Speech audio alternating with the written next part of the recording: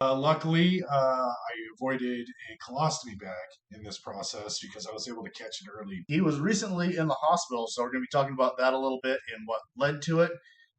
So he's going to be going in for surgery here pretty soon. Chris, you want to tell us a little bit about what happened?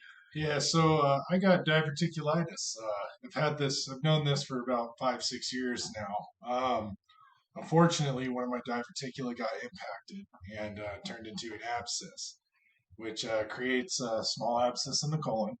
Luckily, I avoided a colostomy bag in this process because I was able to catch it early. But yeah, it was not a fun experience. I woke up in a ton of pain, just almost like a knife to the gut. The only way I can describe it to people is like you just feel extremely off in the sense that your weight is going up and down as a precursor. That was one of the ones that they said, yeah, that can happen. But the other part of it was that I had been eating and supplementing so well that I was actually masking some of the issues that I should have been seeing.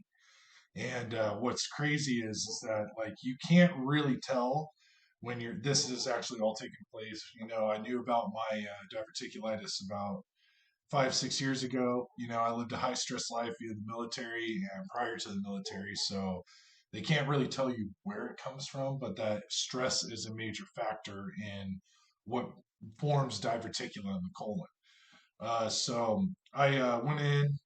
My wife took me in, and I was sitting in the ER for about 20 minutes and got a CT scan. They found an abscess on my cecum, which is the lower part of the intestine that runs right before your main colon. And unfortunately, I have it in a really odd place. It's almost imperative that I get surgery at this point.